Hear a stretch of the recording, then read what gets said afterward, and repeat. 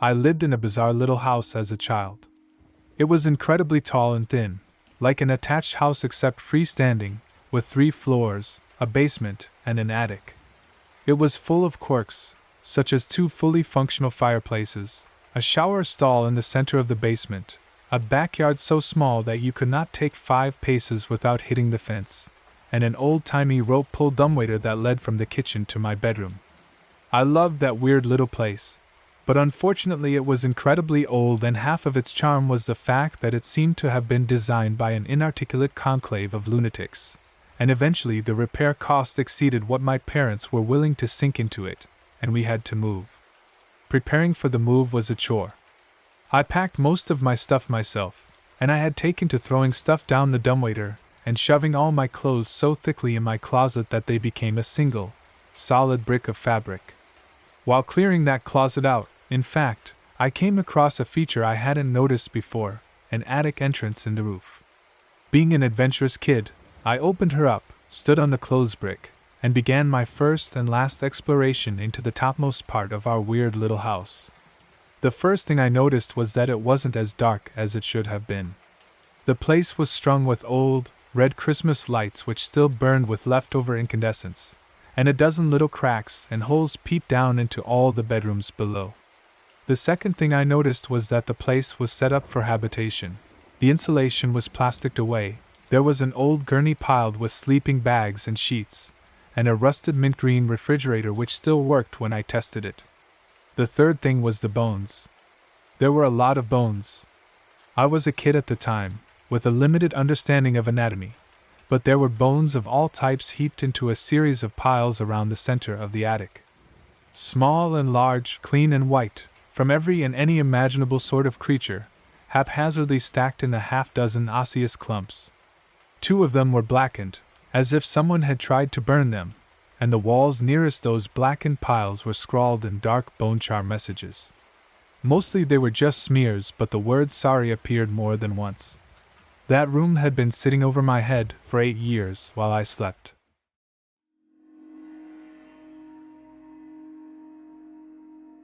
A week after gaining my CPR certification, I had to try and perform CPR on a woman dying of a heroin, probably other drugs too, overdose.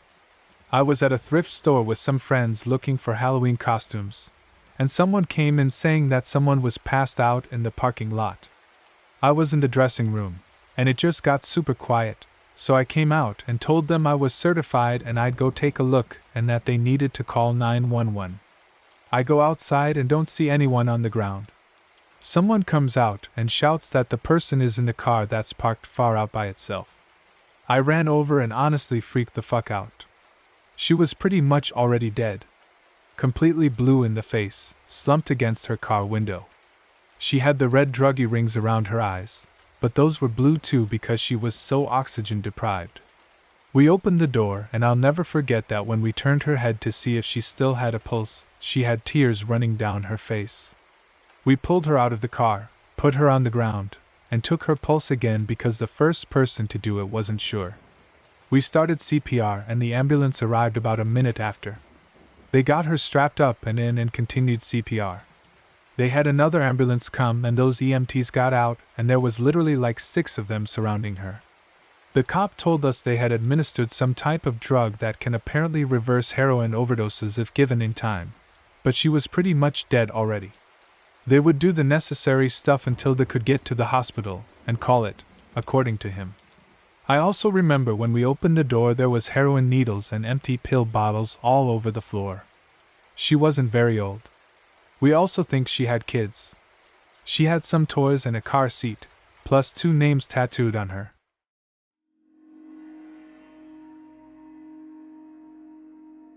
I was delivering a hot tub to this contractor/realtor in this fancy gated community near Branson, Missouri. When I arrived, the construction workers were in charge of telling me where the thing was supposed to go. It was going on the 4th floor balcony, but because of the way the house was built, the 4th floor was ground floor.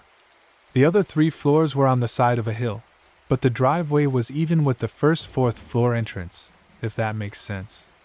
So, a lot of construction going on, but to get the hot tub on the balcony, I had to make a ramp, take it from the drive, down into the yard, up a ramp to the porch, through the living room door, across the living room, out the back patio doors onto the deck.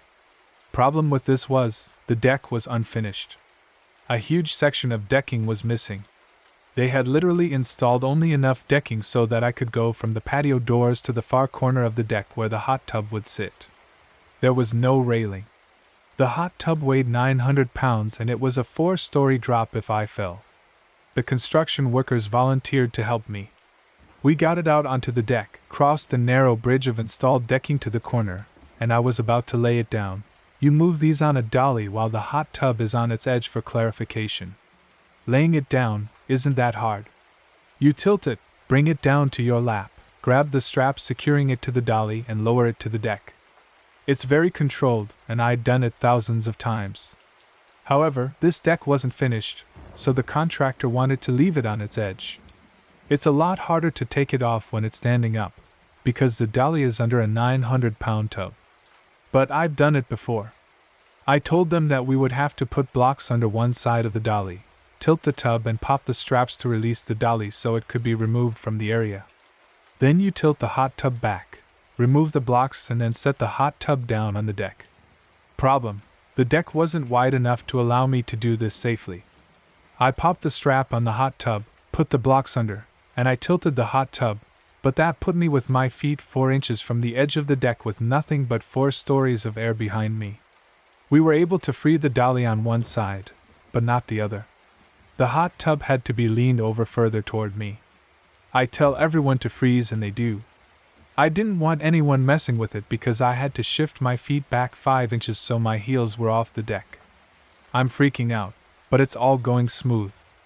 I have a construction worker on each side of me helping support the tub, 3 construction workers freeing the dolly, and 1 useless worker playing with the strap that is going to secure the tub to the house so that the wind doesn't blow the tub over.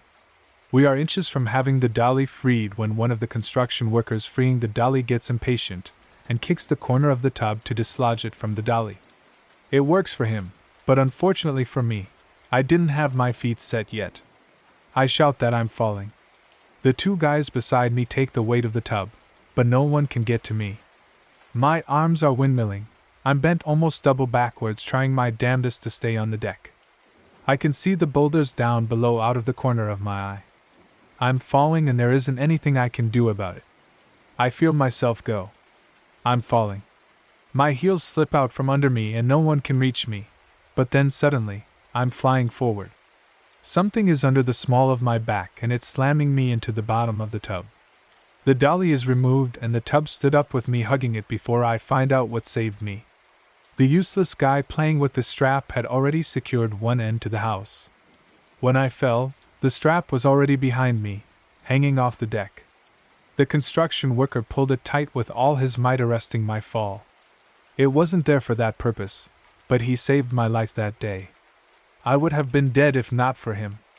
I thanked him by sending him and his wife and kid to Breckenridge, Colorado for Christmas. It was actually a vacation I'd saved for and was about to surprise my wife and daughter with, but I felt he deserved it more. Plus, my wife and daughter didn't know anything about it. Yeah. That was one of my most scariest moments ever.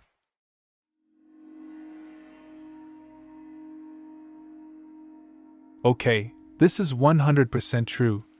I'm 23 now and this happened about 10 years ago, so I was probably 13 or 14. Anyway, I used to skateboard all the time with my friends Tim and Brandon. One day, we got done skating and we decided to go to July 11th to get some food/drinks before we went home. Remember, I was only 13-14, so we weren't driving. We had skated to the 7-Eleven and were planning on skating/walking back home. Anyway, we buy our drinks and we left the store. We walked to the parking lot's exit and prepared to cross the highway. It's not a bus highway, since it's a small town. While we waited for the traffic light to turn red, so that we could cross, I looked behind me at the 7-Eleven gas pumps. I noticed a 40 to 50-year-old man, pumping gas into his white truck. He stared at me and before I knew it, he dropped the gas pump and jumped into his truck. He slammed on the gas and sped straight at my friends and I. He missed us, but he grazed my arm and knocked my skateboard out of my hand. my friend Brandon screamed. WTF! You fucking dick! As the man peeled out and sped into the parking lot next to July 11th. I swear to God, he drove through a ditch, which was between July 11th's parking lot and the parking lot he was in, and tried to run us over again. This is where it got bad. The three of us started running at full speed, across the highway and toward the local library, which is like 2 to 3 blocks from 7-Eleven.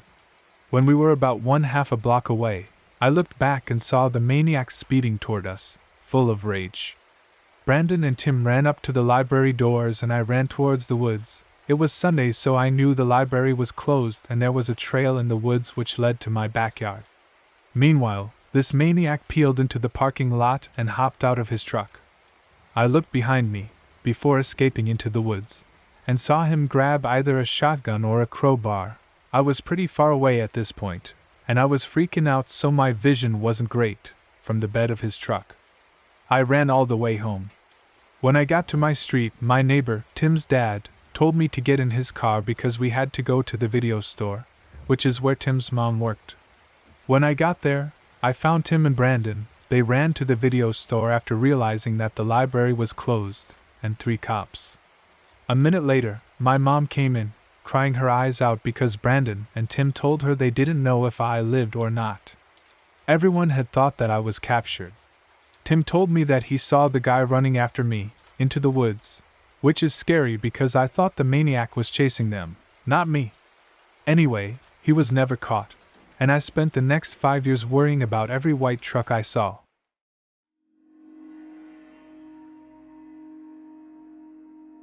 This is not supernatural creepy, but is one of the more disturbing and surreal experiences of my life.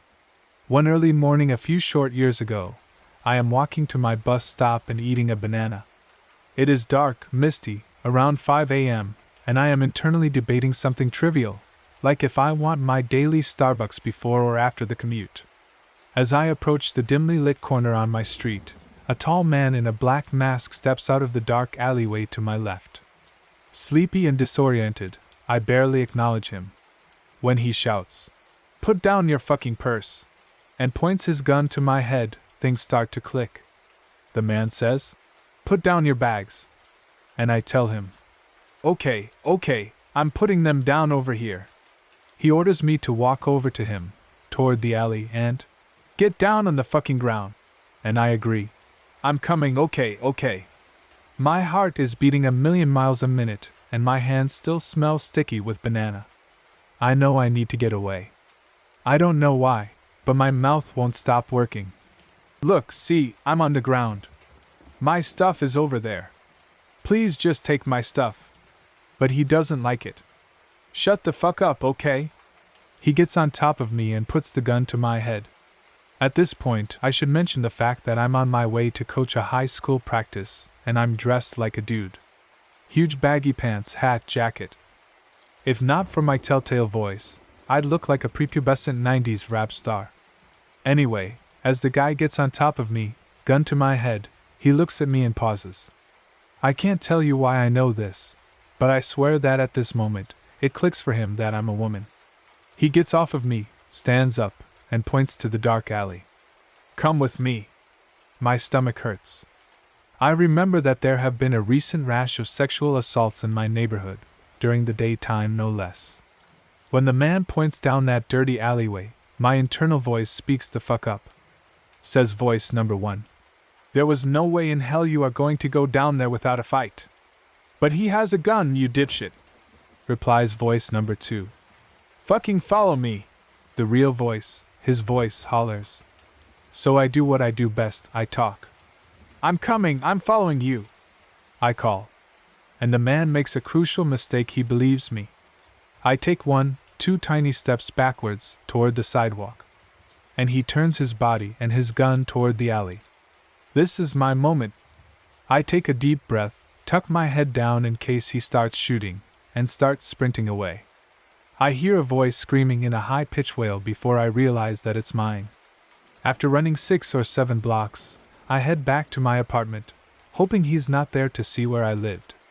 The police check out the alleyway an hour later, but the potential attacker is long gone. The only evidence of the encounter is my banana peel browning in the alleyway and the adrenaline rush that I couldn't shake for days. I would be lying if I said that experience doesn't bother me still. But I'm so fortunate to mainly be haunted by the what ifs and not the what dids.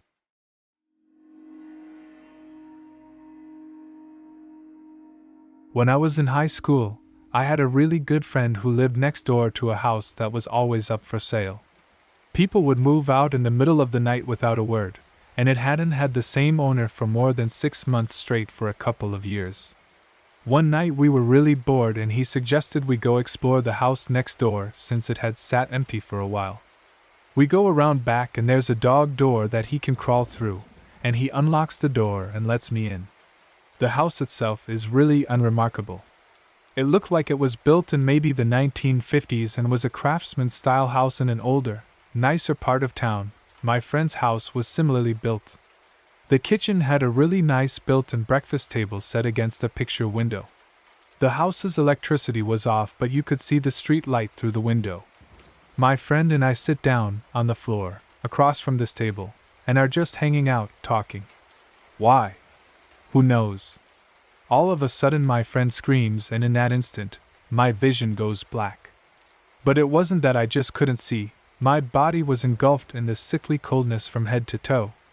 I start screaming and I feel my friend's hand grabbing mine and pulling me in some direction forcefully. My vision slowly comes back and I start to warm up when I realize that we're outside under the street light. It was December, and should have been much warmer inside of that house. Finally I look at my friend and he looks scared. I'm really confused and kind of panicked myself and finally asked him what happened. He says that as I was talking, a black thing. This figure that was all black and only had the vague shape of a girl crawled out from under the table and sat on top of me. Apparently I started groping around with my eyes wide open, like I couldn't see, and he was so freaked out he pulled me out of the house. We're still friends and we bring it up every now and then, but the story itself never changes and it still sends chills down my spine. To this day, I've never felt such blackness or coldness in my life. It was palpable, almost sticky. For a couple of days afterward, I couldn't shake this unsettling feeling, and I could never walk past that house again. Ugh. I'm scared to get out of bed now.